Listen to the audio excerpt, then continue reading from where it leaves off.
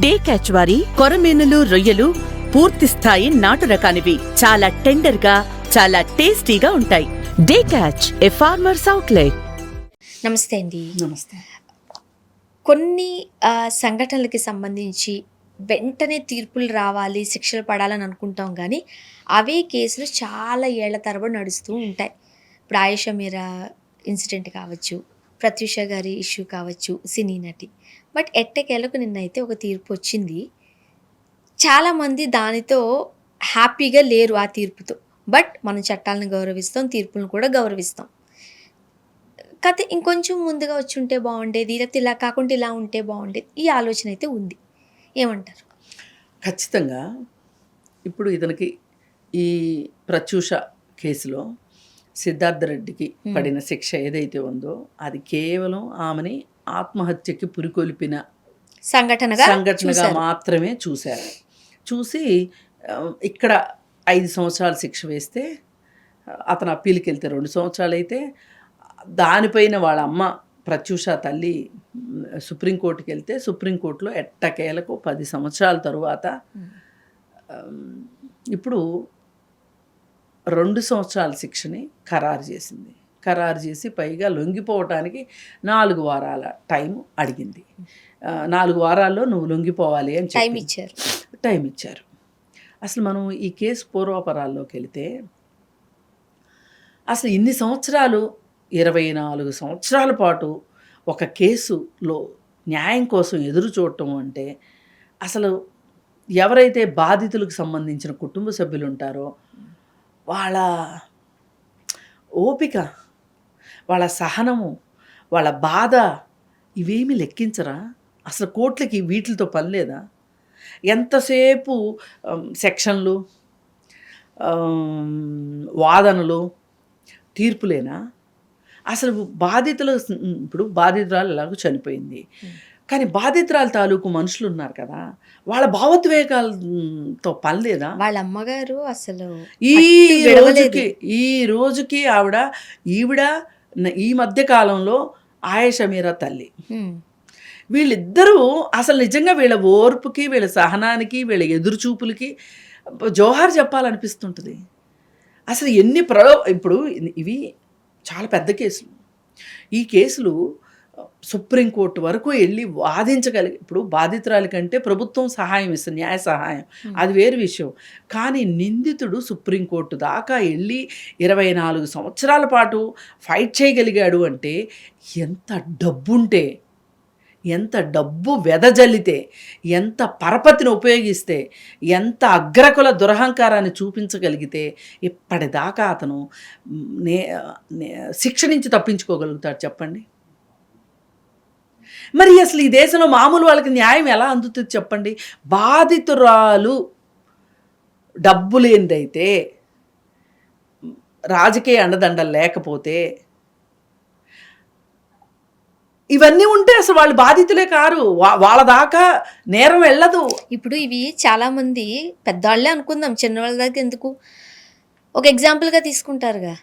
ఏముంది, డబ్బులు ఉన్నాయి, ఏదోటి చేద్దాం, మహా అయితే 2-3 ఏళ్ళు జైల్లో ఉంటాం, అది ఇది కాదు అనుకుంటే సత్ప్రవర్తన కింద బయటకు వచ్చేస్తాము. చాలా మంది జైలును కూడా అత్తారిల్లా చూసుకుంటున్నారు. జైల్లో ఉన్నా ఇంట్లో ఉన్నా పెద్ద డిఫరెన్స్ ఉండట్లేదు ఒకటి. రెండోది, ఏ ఎలక్ట్రల్ బాండ్స్ కొనుక్కున్నారనుకోండి, వాళ్ళు సత్ప్రవర్తన పేరుతోటి రిలీజ్ అయితే ఏం చేయగలుగుతాం చెప్పండి? ఇప్పుడు నేరం చేయగలిగే వాళ్ళకి హెచ్చరికగా ఉంటుందా, లేకపోతే బాధితులు న్యాయం కోసం కోరుకోవాలి అనుకోవటంలో వాళ్ళకి ఆశ కల్పిస్తుందా? ఇప్పుడు ఈ తీర్పు ఈ రెండిట్లో ఏం చేసింది చెప్పండి? అందుకే అసలు ఇది నా దృష్టిలో ఇది న్యాయమే కాదు. ఇప్పుడు ఈ 2 సంవత్సరాలు అనేది న్యాయం కానే కాదు. అతనికి సినిమాకి వెళ్ళి వచ్చినంత ఈజీ సిద్ధార్థ రెడ్డికి. ఈ లోపల అతనికి ఏం నష్టం జరిగిందంటే అతని తల్లిదండ్రులకి ఏం నష్టం జరిగింది? పక్కన ప్రత్యూష తల్లికి ప్రత్యూష లేకుండా పోయింది, ఆ కుటుంబ సభ్యురాలని కోల్పోయారు. కానీ వీళ్ళకి ఏమైందండి?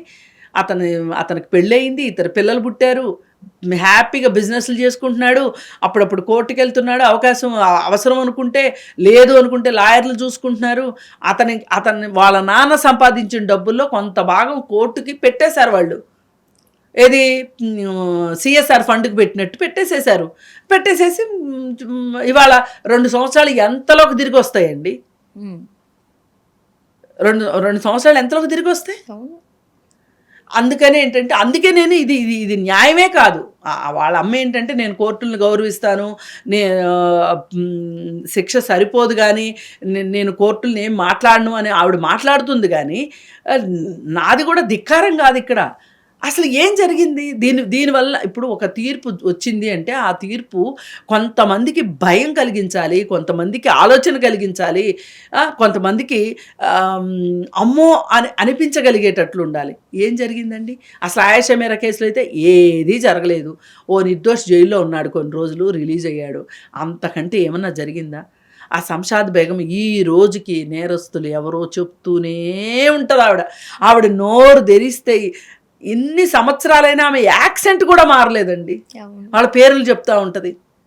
అందరికీ తెలుసండి, అందరికీ తెలుసు.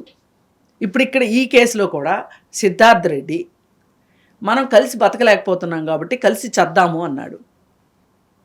అసలు నీకు చంపే అధికారం, చచ్చిపోదామని చెప్పే హక్కు నీకు ఎవరిచ్చారు? అసలు నువ్వు విషం ఎందుకు కొనుక్కొచ్చావు? పోనీ ఆవిడే కొనుక్కురమ్మంది అనుకుందాం, నువ్వెందుకు కొనుక్కొచ్చావు? నీకు ప్రేమించేటప్పుడు తెలియలేదా? అప్పుడు కూడా నీకు తండ్రి ఆస్తులు కావాలి, తల్లిదండ్రులు కావాలి, తల్లిదండ్రుల కార్లు కావాలి, అన్నీ కావాలి నీకు. మళ్ళీ ఒక అమ్మాయి కావాలి అంటే నువ్వు నీ ఉద్దేశం ప్రకారం కొన్ని రోజులు నీ ఫ్యాన్సీ కోసం ఆమెతో స్నేహం చేసావు. ఆమె పెళ్లి గురించి పట్టుబట్టేసరికి చంపేశావు.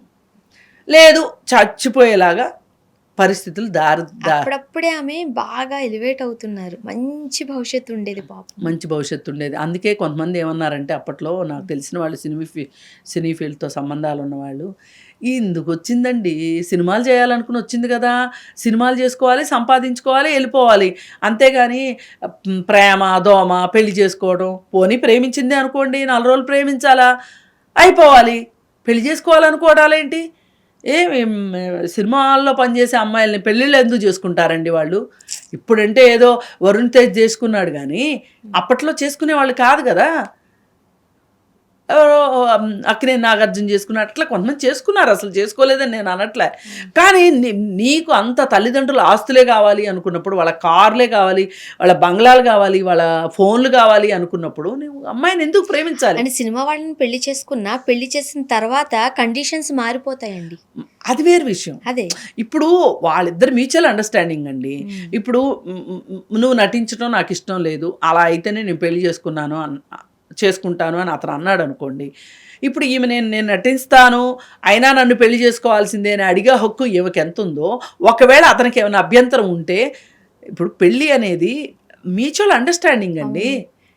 ఇప్పుడు ఏ ఒక్కరి ఇష్టమో ఏ ఒక్కరి అయిష్టమో పనిచేయటానికి లేదు, ఇద్దరూ అండర్స్టాండింగ్కి రావాలి. అండర్స్టాండింగ్కి వచ్చిన తర్వాత ఇప్పుడు చాలా పెళ్ళిళ్ళు ఉన్నాయండి.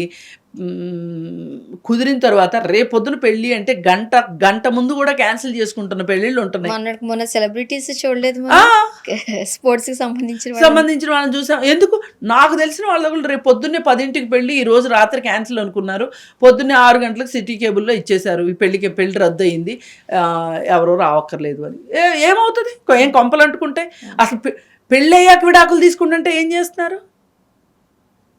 అందుకని నీకు ఇష్టం లేకపోతే నీదో నువ్వు చూసుకొని ఆమెదో ఆమె చూసుకోవడం ఉత్తమం. అంతేగాని ఆ అమ్మాయి లేకపోతే నేను బతకలేను, నేను లేకపోతే ఆ అమ్మాయి బతకలేదు అని చెప్పి చచ్చిపోవాలి అనే ఒక ఉద్దేశానికి రావటము, ఆ పరిస్థితులకు తీసుకురావటం మటుకు సిద్ధార్థ రెడ్డి చేసింది చాలా చాలా చాలా. ఎందుకంటే విషయం అతనే కొనుక్కొచ్చాడు కాబట్టి. ఆ కొనుక్కొచ్చిన వాడికి ఒక ఉద్దేశం ఉంది, తను తక్కువ తాగాడు, ఆమె ఎక్కువ తాగింది. ఇప్పుడు అలా కాకుండా అత్యాచారం జరిగింది, ఇంకేవేవో మాట్లాడుతున్నారు. ఇప్పుడు పోస్ట్ మార్టం నివేదిక తప్పు రాశారా ఒప్పు రాశారా, ఆ నివేదిక తప్పు, మేము నమ్మట్లేదు అని సుప్రీంకోర్టు అన్న తర్వాత నేను దాని గురించి నేను మాట్లాడలేను. కాకపోతే సమాజంలో కూడా తల్లిదండ్రుల్లో కూడా రావాల్సిన మార్పు ఏంటంటే, ఇప్పుడు ఏదైనా వచ్చిందని నేను నమ్ముతున్నాను.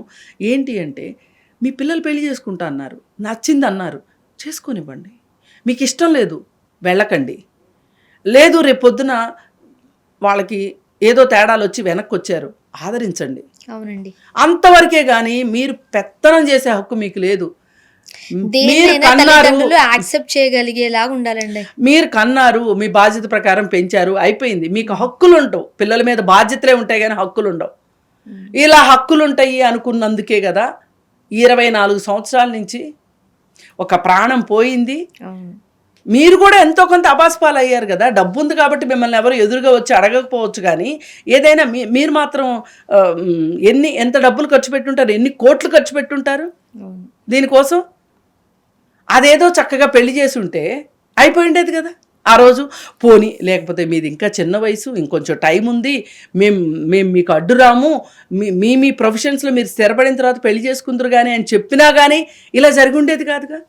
ఇక్కడ ఖచ్చితంగా సిద్ధార్థ రెడ్డి వాళ్ళ కుటుంబ సభ్యులు చేసిన హత్యగానే నేను ఫీల్ అవుతున్నాను. దానికి సరైన న్యాయం జరగలేదని నా ఉద్దేశం. థ్యాంక్ యూ అండి. Thank you.